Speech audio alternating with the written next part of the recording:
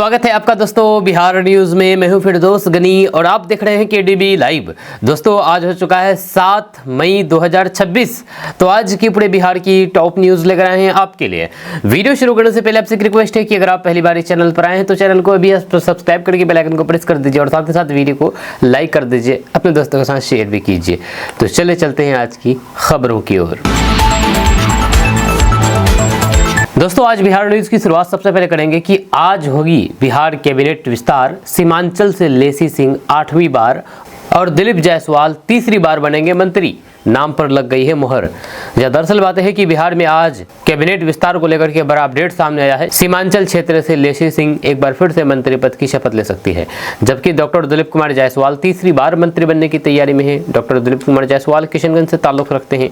इन नामों पर लगभग मुहर लगने की चर्चा तेज है और राजनीतिक गलियारों में इसे लेकर के हलचल बढ़ गई है। ये विस्तार 7 मई को यानी कि आज गांधी मैदान में होने वाले शपथ ग्रहण समारोह में हो सकता है, जहां नई कैबिनेट का गठन किया जाएगा। अंपायर ही बेईमान हो तो रिजल्ट कैसा होगा? बंगाल नतीजे पर तेजस्वी का बड़ा बयान। दरअसल बात है कि बंगाल चुनाव नतीजों को लेकर के राजनीतिक बयानबाजी तेज हो गई है। इस बीच बिहार के नेता प्रतिपक्ष तेजस्वी यादव ने बड़ा बयान देते हुए चुनाव प्रक्रिया और परिणामों पर सवाल उठाए हैं। उन्होंने इशारों में ही कहा कि अगर एम्पायर ही बेईमान हो तो फिर रिजल्ट कैसा होगा, जिससे उनका निशाना चुनावी व्यवस्था और फिर निष्पक्षता पर माना जा रहा है। इस बयान के बाद सियासी माहौल और गर्मा गया है। रिपोर्ट्स के मुताबिक तेजस्वी यादव ने आरोप लगाया है कि चुनाव प्रक्रिया में कई तरह की गड़बड़ियां और फिर सिस्टम के प्रभाव की बातें सामने आती है। उन्होंने ये भी कहा कि कई राज्यों में नतीजे अप्रत्याशित रहे हैं और इसे लेकर के सवाल उठना स्वाभाविक है। उनके इस बयान को विपक्षी राजनीति और चुनाव आयोग की भूमिका पर एक सीधा हमला माना जा रहा है। विशेषज्ञों का मानना है कि चुनावी हार जीत के बाद इस तरह के बयान अक्सर राजनीतिक नाराजगी और फिर रणनीति प्रक्रिया के रूप में देखी जा रही है। बिहार में लोकसभा में नेता प्रतिपक्ष राहुल गांधी पर दर्ज हुआ मुकदमा। नीतीश कुमार पर अभद्र टिप्पणी करने का है आरोप। दरअसल बात है कि बिहार की राजनीति में एक नया विवाद सामने आया है, जहां पर लोकसभा में नेता प्रतिपक्ष राहुल गांधी के खिलाफ मामला दर्ज किया गया है। यह मुकदमा उन पर बिहार के मुख्यमंत्री नीतीश कुमार के खिलाफ कथित रूप से अभद्र टिप्पणी करने के आरोप में दर्ज किया गया है। इस घटना के बाद राजनीतिक माहौल गर्मा गया है और कई नेताओं की प्रतिक्रिया सामने आने लगी है। रिपोर्ट्स के मुताबिक शिकायत में आरोप लगाया गया है कि राहुल गांधी ने एक बयान के दौरान नीतीश कुमार के खिलाफ आपत्तिजनक भाषा का इस्तेमाल किया, जिससे राजनीतिक मर्यादा को ठेस पहुंची है। इसी आधार पर संबंधित थाने में मामला दर्ज किया गया है और आगे की जांच प्रक्रिया शुरू कर दी गई है। इस खबर के सामने आने के बाद बिहार की सियासत में हलचल तेज हो गई है। विशेषज्ञों का मानना है कि चुनावी और फिर राजनीतिक बयानबाजी अक्सर इस तरह के विवादों को जन्म देती है। हालांकि कानूनी प्रक्रिया के तहत अब यह देखना होगा कि जांच में क्या तथ्य सामने आते हैं। इस मामले ने एक बार फिर से राजनीतिक भाषा को लेकर के सवाल खड़े हो गए हैं। आपका इसके बारे में क्या कहना है, नीचे कमेंट बॉक्स में कमेंट करके जरूर बताइएगा। बिहार में 100 महिलाओं से लोन के नाम पर ठगी, फर्जी बैंक खोल करके गांव-गांव पहुंचे एजेंट, फिर शटर किया बंद। यह दरअसल बात है कि मामला बिहार के मधेपुरा जिला का है। जब बिहार के मधेपुरा जिला में एक बड़े फर्जीवाड़े का मामला सामने आया है, जहां पर लोन दिलाने के नाम पर करीब 100 महिलाओं से ठगी कर ली गई है। आरोप है कि एक फर्जी बैंक खोल करके लोगों को आसान लोन का झांसा दिया गया और गांव-गांव जाकर के एजेंटों ने महिलाओं को अपने जाल में फंसाया। इस घटना के सामने आने के बाद इलाके में हरकंप मच गया है और पीड़ित लोग प्रशासन से कार्रवाई की मांग कर रहे हैं। रिपोर्ट्स के मुताबिक इस फर्जी बैंक ने महिलाओं से पहले प्रोसेसिंग फीस और फिर अन्य चार्ज के नाम पर पैसे वसूले। उन्हें भरोसा दिलाया गया कि जल्द ही लोन की राशि मिल जाएगी, लेकिन बाद में अचानक ऑफिस ही बंद कर दिया गया और एजेंट फरार हो गए। जब महिलाएं लोन लेने पहुंची तो फिर वहां पर शटर गिरा मिला, जिसके बाद पूरे मामले का खुलासा हुआ और फिर लोगों को ठगी का एहसास हुआ। विशेषज्ञों का मानना है कि इस तरह की ठगी ग्रामीण इलाकों में आसान लोन और फिर वित्तीय मदद के नाम पर तेजी से बढ़ रही है। फर्जी कंपनियां लोगों के भरोसे का फायदा उठा करके बड़े पैमाने पर धोखाधड़ी कर रही है। ऐसे मामलों में लोगों को किसी भी बैंक या फिर संस्था में पैसा जमा करने से पहले पूरी जांच करनी चाहिए और सरकारी मान्यता की पुष्टि जरूर करनी चाहिए। बिहार में मौसम के कई रंग, आधे दिन रहे बादल, दोपहर बाद कड़ी धूप और रात में झमाझम बारिश। दरअसल बातें हैं कि बिहार में मौसम का मिजाज लगातार बदल रहा है और लोगों को एक ही दिन में कई तरह की स्थितियों का सामना करना पड़ रहा है। या कहीं सुबह से बादल छाए रहे तो फिर दोपहर में तेज धूप ने गर्मी बढ़ा दी है और शाम होते होते कई जिलों में अचानक झमाझम बारिश शुरू कर दी गई। इस बदलते हुए मौसम ने आम जनजीवन को भी प्रभावित कर दिया है और लोगों को सावधानी बरतने की सलाह दी गई है। जब मौसम विभाग के अनुसार ये स्थिति अगले कुछ दिनों तक बनी रह सकती है। रिपोर्ट्स के मुताबिक इस तरह के मौसम में कभी धूप तो कभी बारिश की स्थिति देखने को मिल रही है, जिससे तापमान में लगातार उतार चढ़ाव हो रहा है। दिन में गर्मी और फिर उमस बढ़ने के बाद अचानक बारिश से राहत तो मिलती है, लेकिन कई जगहों पर जल भराव और परेशानी भी देखने को मिल रही है।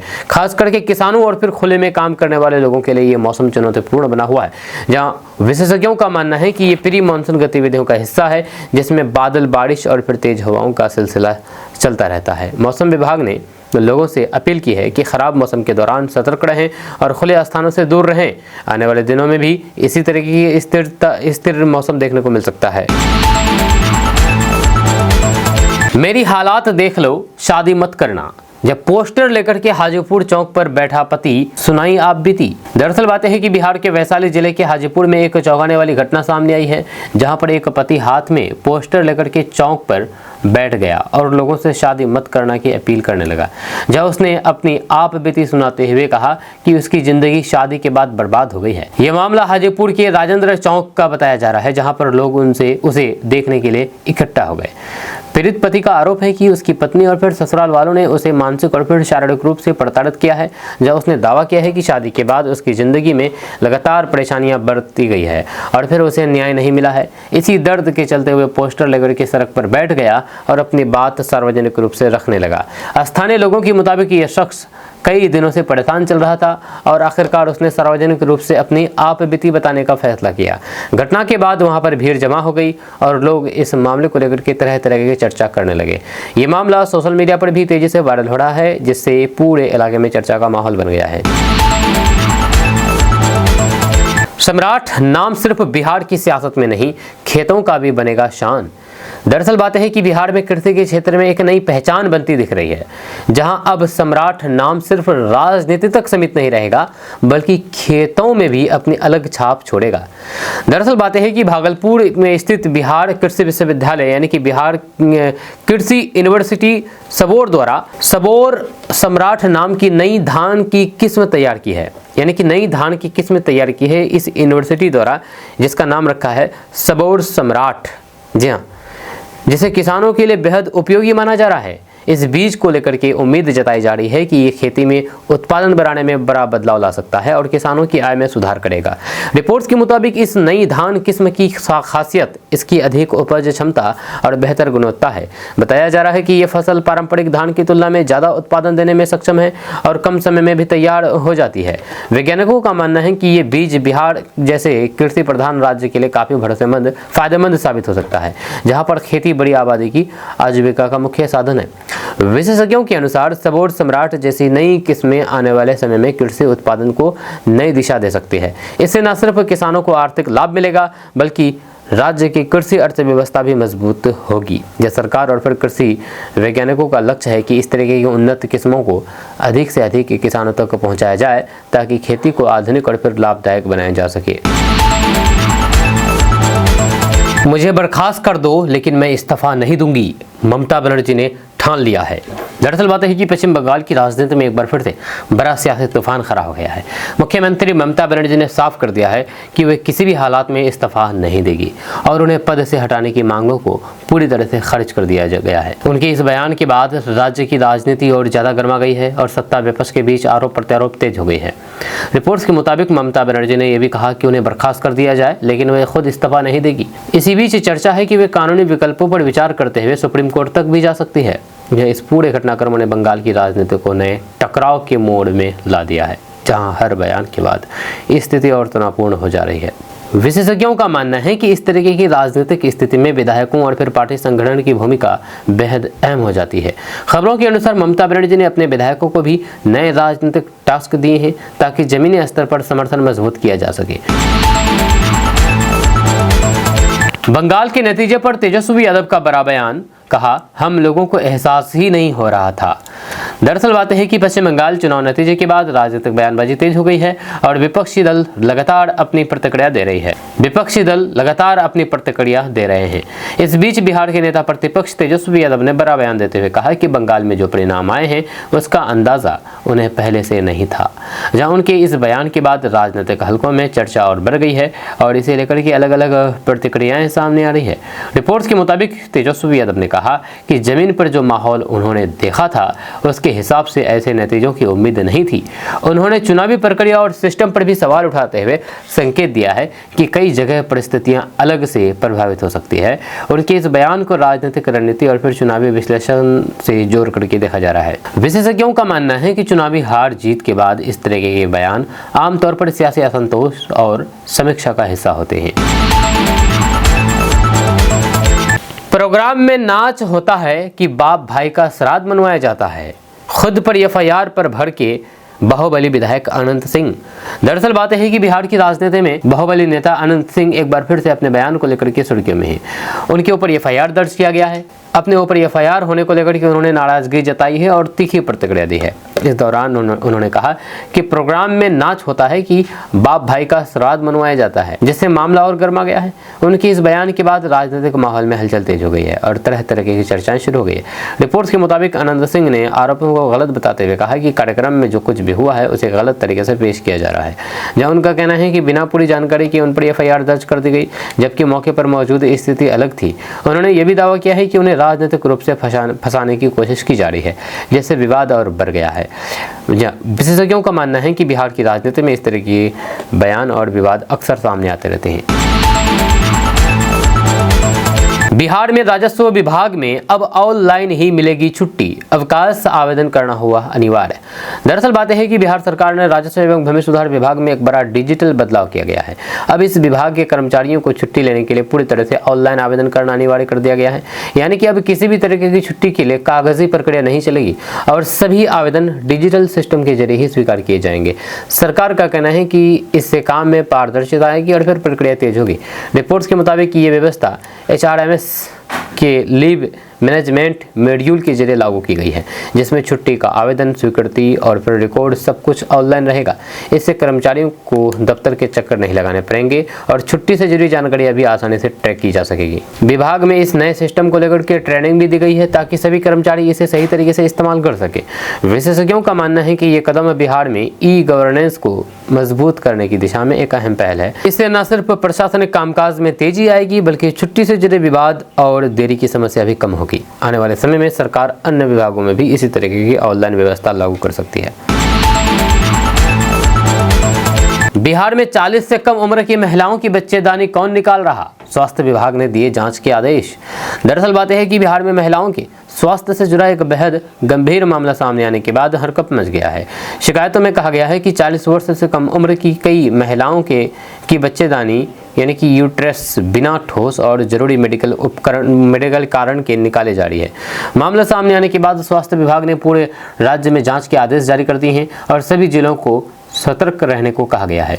रिपोर्ट्स के मुताबिक केंद्रीय स्वास्थ्य मंत्रालय तक ये शिकायत पहुंची है, जिसके बाद निर्देश दिया गया है कि ऐसे सभी मामलों की गहराई से जांच की जाए। अब अस्पतालों में आने वाली महिलाओं से ये भी पूछा जाएगा कि उनकी कोई सर्जरी हुई है या नहीं, और अगर हुई है तो उसका पूरा रिकॉर्ड तैयार किया जाएगा। संदिग्ध मामलों में संबंधित अस्पताल और डॉक्टरों की जाँच भी की जाएगी।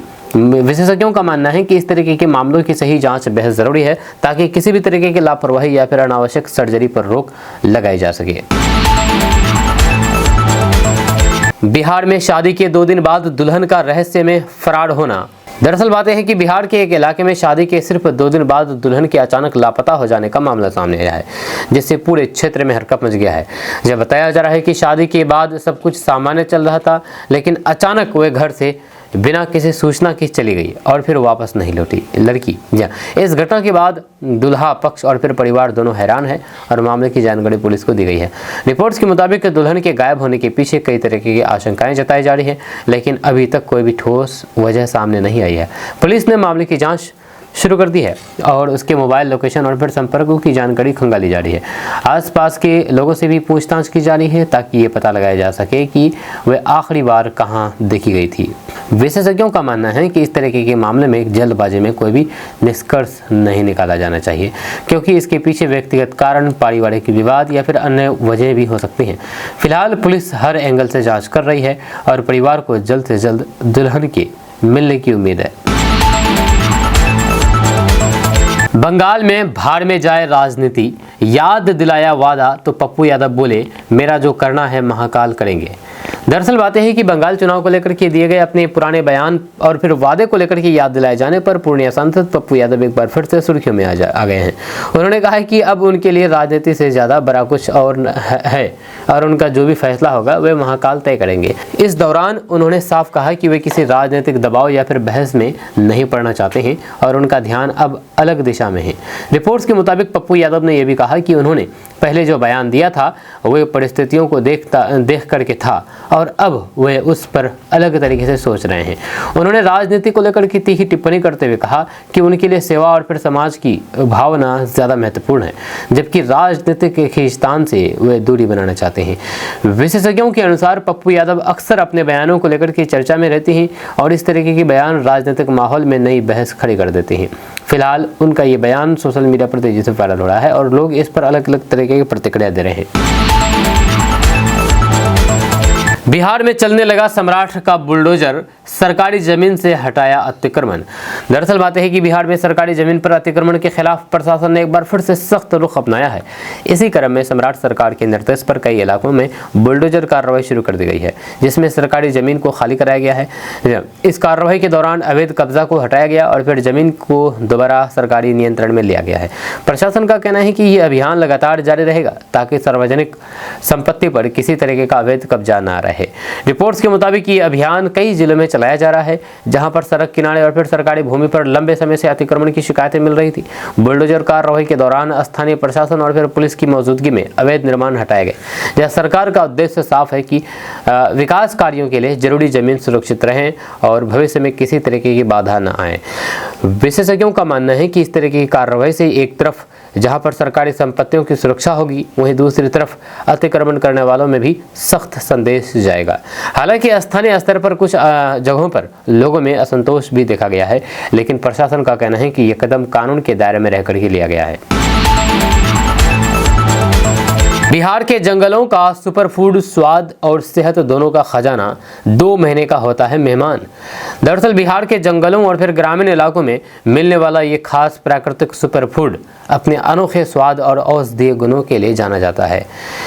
इसको कहा जाता है कटहल। जी हाँ, एक ऐसा मौसमी फल सब्जी है जो साल में सिर्फ करीब 2 महीने में ही मिलता है, इसलिए इसे लोग जंगल का मेहमान भी कहते हैं। स्थानीय लोग इसे बड़े चाव से खाते हैं और फिर इसे सेहत के लिए बेहद फायदेमंद माना जाता है।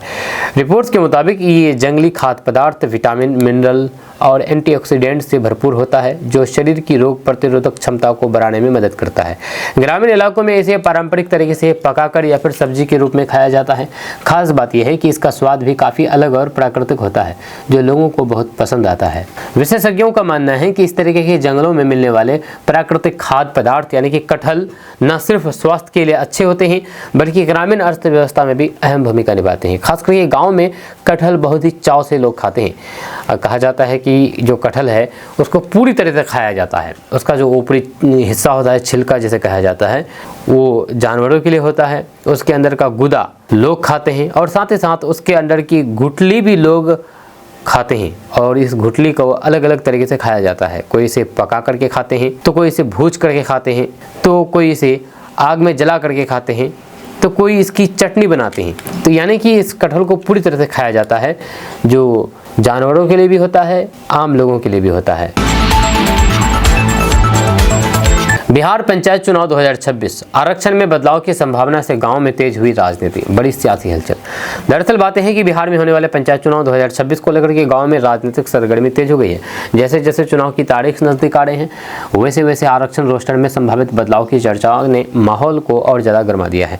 बताया जा रहा है कि अगर आरक्षण व्यवस्था में बदलाव होता है तो कई मौजूदा जनप्रतिनिधियों की सीटें प्रभावित हो सकती हैं, जिससे गांव की राजनीति पूरी तरह से बदलने की संभावना है। रिपोर्ट्स के मुताबिक आरक्षण फॉर्मूले में बदलाव को लेकर के विभिन्न वर्गों और फिर दावेदारों में चिंता और उम्मीद दोनों बढ़ गई है। कई पंचायत प्रतिनिधि अपनी सीटों के भविष्य को लेकर के असमंजस में हैं, जबकि नए उम्मीदवारों में चुनाव लड़ने को लेकर के उत्साह देखा जा रहा है।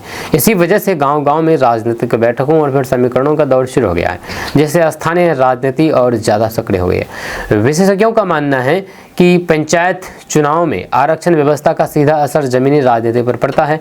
सीटों के बदलाव समीकरण से नेतृत्व का संतुलन भी बदल सकता है और कई पुराने चेहरे बाहर हो सकते हैं। ऐसे में आने वाले समय में ये देखना अहम होगा कि अंतिम आरक्षण रोस्टर क्या रूप लेता है और इसका असर गांव की सत्ता समीकरणों पर कितना गहरा पड़ता है।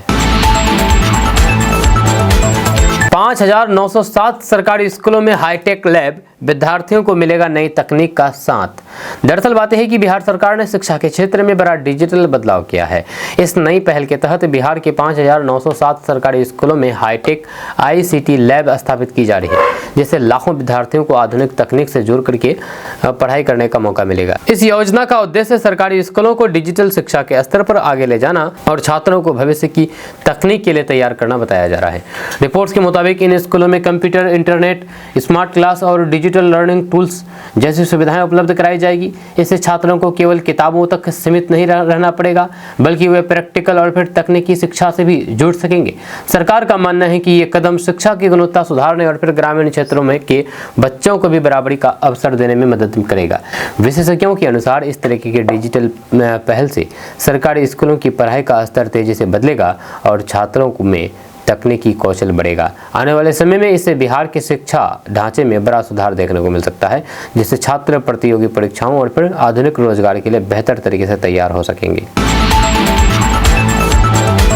बिहार कन्या उत्थान योजना स्नातक छात्रों के डेटा अपलोड के लिए खुला पोर्टल। दरअसल बात है कि बिहार सरकार के मुख्यमंत्री कन्या उत्थान योजना के तहत स्नातक पास छात्राओं के लिए बड़ा अपडेट सामने आया है। अब 50,000 की प्रोत्साहन राशि पाने वाली छात्राओं का डेटा अपलोड करने के लिए नया पोर्टल खोल दिया गया है।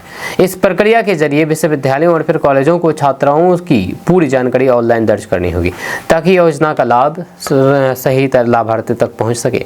रिपोर्ट्स के मुताबिक उच्च शिक्षा विभाग ने सभी विश्वविद्यालयों को निर्देश दिया है कि वे स्नातक पास छात्रों का डेटा समय पर पोर्टल पर अपलोड करें। जिन छात्रों का नाम पहले किसी कारण से छूट गया था, उनका भी रिकॉर्ड अब इस नए सिस्टम में जोड़ा जा रहा है। इससे पारदर्शिता बढ़ेगी और भुगतान प्रक्रिया भी तेज होगी। विशेषज्ञों का मानना है कि इस डिजिटल सिस्टम से छात्रों को लाभ मिलने में देरी कम होगी और पूरी प्रक्रिया अधिक पारदर्शी बनेगी। सरकार का लक्ष्य है कि योग्य सभी छात्राओं को समय पर 50,000 रुपये की राशि सीधे बैंक खाते में DBT के माध्यम से भेजी जाएगी, जिससे शिक्षा को बढ़ावा मिले और लड़कियों को आर्थिक सहायता मिल सके। सिवान में दिन दहाड़े ज्वेलरी दुकान से 20 लाख की लूट, अपाची सवार 5 अपराधियों ने की ताबड़तोड़ फायरिंग। दरअसल बात है कि बिहार के सिवान जिले में एक बार फिर से दिन दहाड़े बड़ी वारदात से इलाके में सनसनी फैल गई है। यहाँ पर एक ज्वेलरी दुकान को निशाना बनाकर के करीब 20 लाख रुपए की लूट की गई है। बताया जा रहा है कि अपाची बाइक पर सवार 5 हथियारबंद अपराधी दुकान पर पहुंचे और अचानक ताबड़तोड़ फायरिंग शुरू कर दी, जिससे पूरे इलाके में दहशत फैल गई। घटना के बाद अपराधी आसानी से मौके से फरार हो गए। रिपोर्ट्स के मुताबिक अपराधियों ने पूरी वारदात को कुछ ही मिनटों में अंजाम दिया और दुकान में मौजूद लोगों को धमका करके जेवरात और फिर नकदी लूट ली। फायरिंग की आवाज सुनकर के आसपास के लोग दहशत में आ गए और बाजार में अफरा तफरी मच गई। स्थानीय लोगों ने तुरंत पुलिस को सूचना दी, जिसके बाद पुलिस मौके पर पहुंच करके जांच में जुट गई है। इसी तरह की लूट की घटनाएं पहले भी सिवान में सामने आ चुकी है। 16 साल की सरकारी सर्विस में करोड़पति बन गया बिहार का अफसर। सिलीगुड़ी में खरीदी 4 करोड़ की जमीन। दरअसल बात है कि बिहार में एक सरकारी अधिकारी को लेकर के बड़ा खुलासा सामने आया है, जिसमें दावा किया गया है कि सिर्फ 16 साल की सेवा में वे करोड़ों की संपत्ति का मालिक बन गया। रिपोर्ट्स के मुताबिक इस अधिकारी ने पश्चिम बंगाल के सिलीगुड़ी में करीब 4 करोड़ रुपए की जमीन खरीदी है, जिसे लेकर के अब जांच एजेंसियों की नजर उस पर टिकी हुई है। मामला सामने आने के बाद प्रशासनिक हलकों में भी चर्चा तेज हो गई है। सूत्रों के अनुसार अधिकारी की आय और फिर संपत्ति के बीच अंतर को लेकर के सवाल उठ रहे हैं। विशेषज्ञों का कहना है कि हाल के वर्षों में बिहार में भ्रष्टाचार और आय से अधिक संपत्ति के मामलों में कई अधिकारियों पर कार्रवाई हुई है। जांच एजेंसी अब ऐसे मामलों को गंभीरता से ले रही है और संपत्ति के स्रोतों की गहन जांच की जा रही है। बिहार कैबिनेट विस्तार में बड़ा अपडेट। नीतीश कुमार के बेटे निशांत कुमार आज बन सकते हैं मंत्री। दरअसल बात है कि बिहार में कैबिनेट विस्तार को लेकर के बड़ा राजनीतिक संकेत सामने आया है। चर्चा है कि मुख्यमंत्री नीतीश कुमार के बेटे निशांत कुमार को भी मंत्री पद मिल सकता है, जिससे राज्य की यानी कि बिहार की सियासत में हलचल बढ़ गई है। इसी बीच जेडीयू और एनडीए गठबंधन के भीतर मंत्री पदों के बंटवारे को लेकर के अंतिम फॉर्मूला लगभग तय माना जा रहा है। कैबिनेट विस्तार आज 7 मई को गांधी मैदान में होने की तैयारी है, जहां पर कई नए चेहरे शपथ ले सकते हैं। रिपोर्ट्स के मुताबिक जेडीयू कोटे से कई पुराने और फिर अनुभवी नेताओं के साथ कुछ नए चेहरों को भी जगह मिलने की संभावना है। पार्टी के अंदर इस बात पर भी चर्चा तेज है कि किन नेताओं को मंत्री बनाया जाएगा और किसे संगठन में जिम्मेदारी दी जाएगी। वहीं पर गठबंधन में संतुलन बनाए रखने के लिए सीटों का बंटवारा अंतिम रूप से तय किया जा रहा है, ताकि सभी सहयोगी दलों को उचित प्रतिनिधित्व मिल सके। विशेषज्ञों का मानना है कि यदि निशांत कुमार को मंत्री बनाया जाता है तो ये बिहार की राजनीति में एक बड़ा संकेत होगा, क्योंकि इससे नेतृत्व और भविष्य की रणनीति दोनों पर असर पड़ सकता है। फिलहाल सभी की नजरें आज 7 मई की शपथ ग्रहण समारोह पर टिकी है। बिहार में अपराधी हुए सम्राट, अब हम पर नहीं लगेगा परिवारवाद का आरोप, तेजस्वी यादव का बड़ा बयान। दरअसल बिहार की सियासत में एक बार फिर से बयानबाजी तेज हो गई है। तेजस्वी यादव ने मुख्यमंत्री सम्राट चौधरी और फिर बिहार की कानून व्यवस्था को लेकर के तीखा हमला बोला है। उन्होंने कहा है कि बिहार में अपराधी ही सम्राट हो गए हैं और इसी वजह से अब उन पर परिवारवाद का आरोप भी नहीं लगाया जा सकता। जब उनकी इस बयान के बाद राजनीतिक माहौल और ज्यादा गर्मा गया है और सत्ता पक्ष की ओर से भी पलटवार की संभावना जताई जा रही है। रिपोर्ट्स के मुताबिक तेजस्वी यादव लगातार सरकार और कानून व्यवस्था को लेकर के सवाल उठा रहे हैं और हाल के घटनाक्रमों को लेकर के असंतोष जता रहे हैं। उनका कहना है कि बिहार में अपराध पर नियंत्रण कमजोर हुआ है और हालात को लेकर के गंभीरता से सोचने की जरूरत है। इसी बयान को लेकर के सियासी गलियारों में भी नई बहस शुरू हो गई है, जहां पर दोनों पक्ष एक दूसरे पर आरोप लगा रहे हैं। विशेषज्ञों का मानना है कि बिहार की राजनीति में इस तरह के तीखे बयान अक्सर चुनावी और फिर सियासी रणनीति का हिस्सा होते हैं।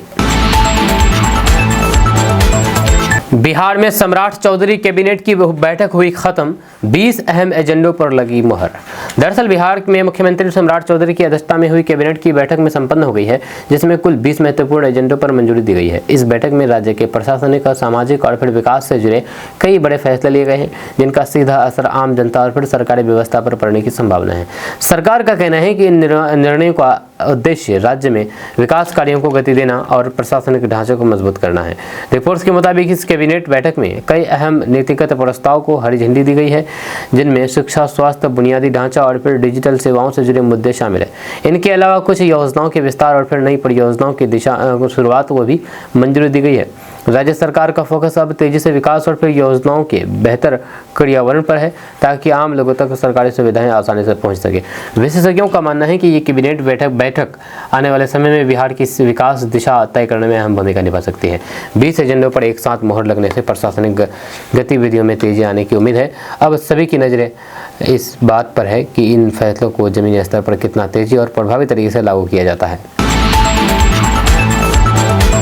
दोस्तों, अब बिहार में सड़क पर चलना भी महंगा होगा, क्योंकि अब स्टेट हाईवे में भी अब आपको टोल टैक्स देना पड़ेगा। अभी आप नेशनल हाईवे में ही टोल टैक्स देते हैं, लेकिन अब स्टेट हाईवे में भी चलने के लिए आपको टोल टैक्स देना होगा, पैसा देना पड़ेगा, तभी आप सड़क पर चल सकते हैं। जैसे कि आपको पता है कि अभी तक ऐसा कोई भी नियम नहीं है कि आप स्टेट हाईवे में चलेंगे तो आपको टोल देना पड़ेगा, टैक्स देना पड़ेगा, पैसा देना पड़ेगा। लेकिन अब आपको सड़क पर चलने के लिए पैसा देना पड़ेगा, तभी आप सड़क पर चल सकते हैं, नहीं तो नहीं चल सकते हैं। जहाँ इसलिए कहा जाता है कि अब बिहार में सड़क पर चलना भी महंगा है। स्टेट हाईवे पर टोल टैक्स के फैसले पर जनता अब कह रही है कि आखिर कब तक सरकार हमें निचोड़ेगी। जी हाँ, बिहार की जनता पहले से ही महंगाई, बेरोजगारी और टू टेस्ट सिस्टम से परेशान है। ऊपर से अब सरकार ने एक और ऐसा फैसला ले लिया है जिसने आम लोगों की जेब पर नया बोझ डाल दिया है। अब सिर्फ नेशनल हाईवे ही नहीं, बल्कि बिहार के स्टेट हाईवे पर भी टोल टैक्स देना पड़ेगा। यानी कि अगर आप रोज काम के लिए शहर जाते हैं, व्यापार करते हैं, एम्बुलेंस लेकर के जाते हैं या फिर गांव से शहर आना जाना करते हैं, तो अब हर सफर पहले से ज्यादा महंगा हो सकता है। यह सरकार कह रही है कि सड़क बेहतर बनाने और रखरखाव के लिए टोल जरूरी है, लेकिन बड़ा सवाल यह है कि क्या बिहार की ज्यादातर सड़कें ऐसी हैं जिन पर टोल वसूलने लायक व्यवस्था है। सीमांचल से लेकर के कई जिलों तक हालात ये हैं कि लोग गड्ढों में सड़क खोजते हैं, कहीं पुल अधूरा है, कहीं सड़क टूट चुकी है, कहीं बारिश से सड़क तालाब बन जाती है।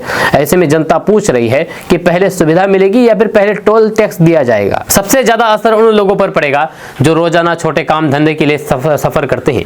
सोचिए, एक मजबूर और एक छोटा दुकानदार, एक किसान जो पहले ही डीजल पेट्रोल के बढ़ते दाम से परेशान है, अब उसे सड़क पर चलने के लिए भी अलग से पैसा देना पड़ेगा। यानी कि कमाई वही, लेकिन खर्च बढ़ता ही जा रहा है।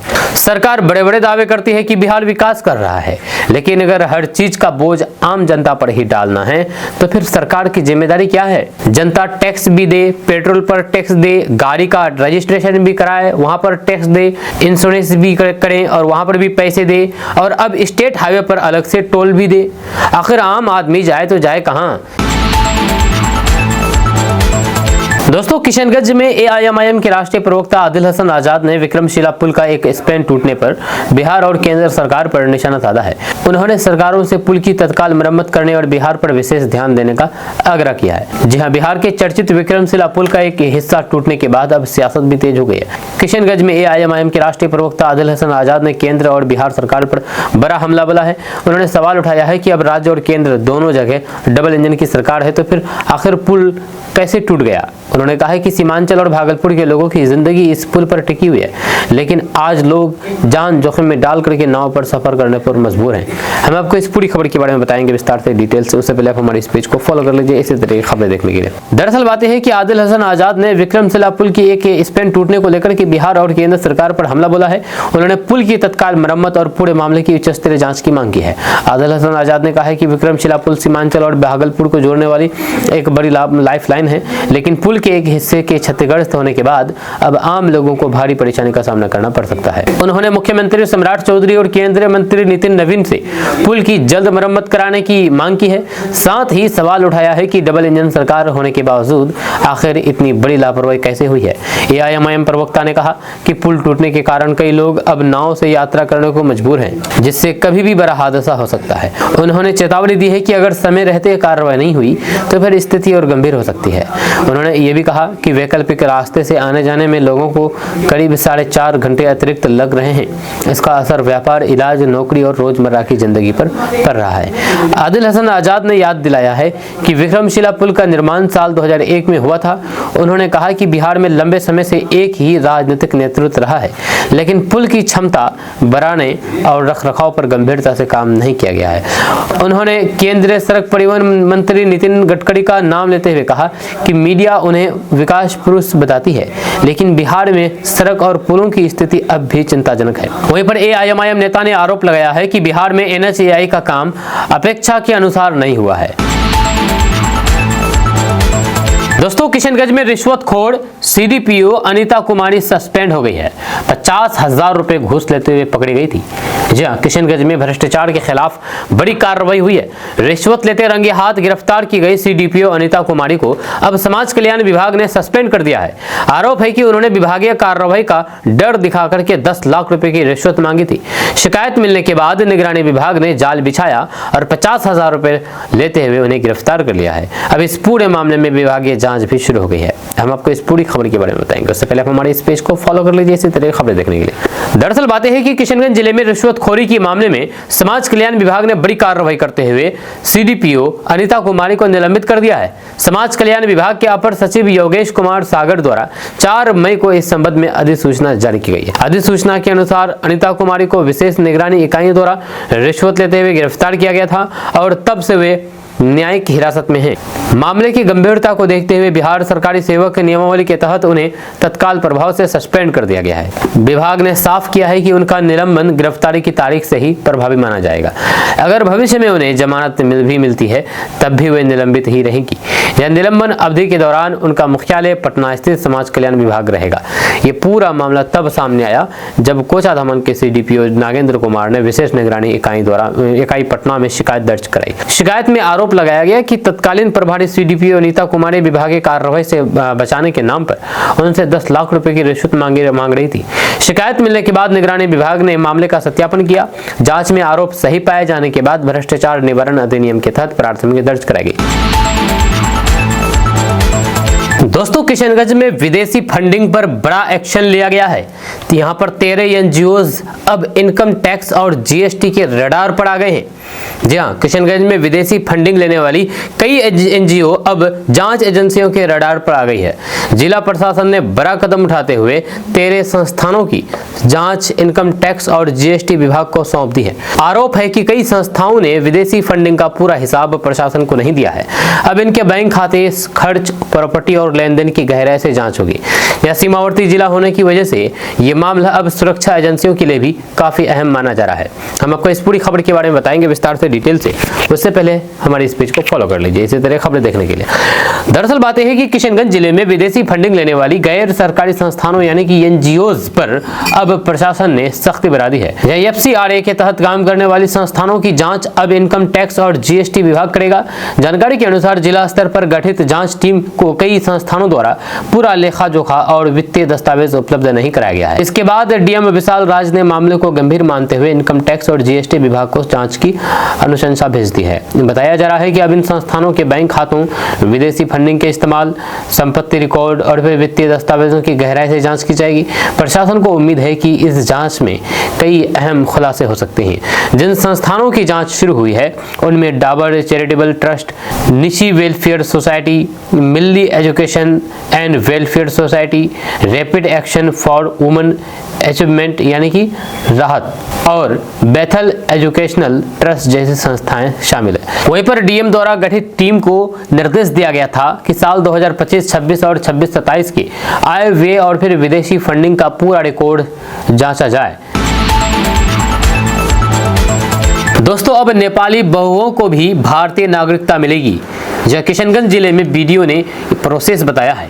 दरअसल बात यह है कि किशनगंज में नेपाली बहुओं को भारतीय नागरिकता दिया जाएगा। हम आपको इस पूरी खबर के बारे में बताएंगे विस्तार से, डिटेल से। उससे पहले आप हमारे इस पेज को फॉलो कर लीजिए। दरअसल बात यह है कि सीमावर्ती जिले किशनगंज से एक अहम खबर सामने आई है, जहां पर नेपाल से शादी करके आई महिलाओं के लिए बड़ी राहत की पहल शुरू हो गई है।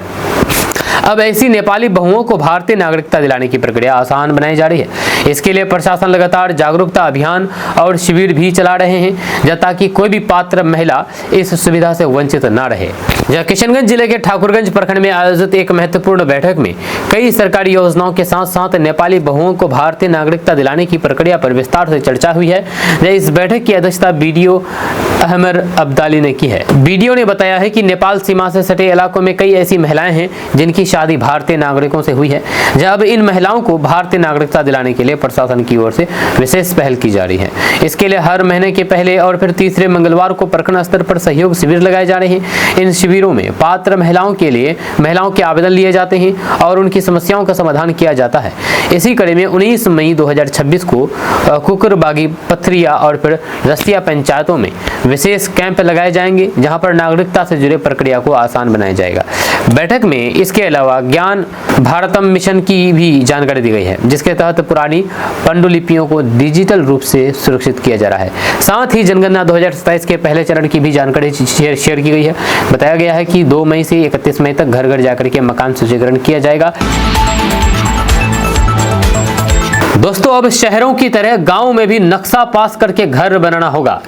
जी हाँ, बिहार में इस तरह के नियम लागू होने वाले हैं। अभी तो शहरों में घर बनाने के लिए पहले नक्शा पास करवाना पड़ता है, उसके बाद घर बना सकते हैं, और गांव में ऐसा कोई भी नियम नहीं है। लेकिन अब जल्द ही बिहार के गांव में भी पहले नक्शा पास करना पड़ेगा, उसके बाद ही आप घर बना सकते हैं।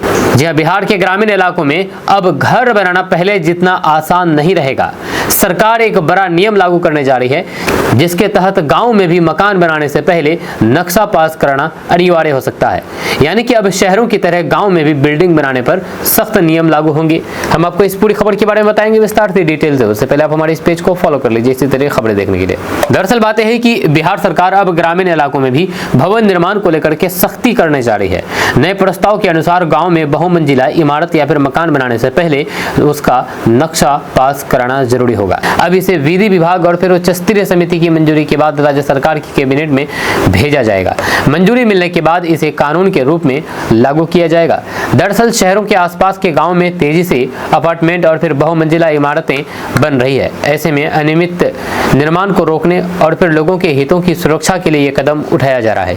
इस नई व्यवस्था में रेरा की तर्ज पर एक प्राधिकार बनाने की योजना है, जो ग्रामीण क्षेत्रों में बनने वाले बड़े प्रोजेक्ट्स की निगरानी करेगा।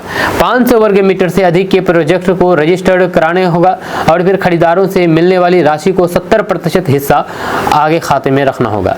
इसका उद्देश्य यह है कि बिल्डर पैसे का गलत इस्तेमाल नहीं करे और समय पर निर्माण पूरा करें। अगर समय पर मकान नहीं दिया गया तो फिर खरीदार को ब्याज के साथ मुआवजा भी देना पड़ सकता है। इसके अलावा बिल्डर को अपने प्रोजेक्ट की पूरी जानकारी जैसे कि नक्शा, लेआउट, सरकारी मंजूरी और निर्माण की प्रगति प्राधिकरण के साथ शेयर करना होगा।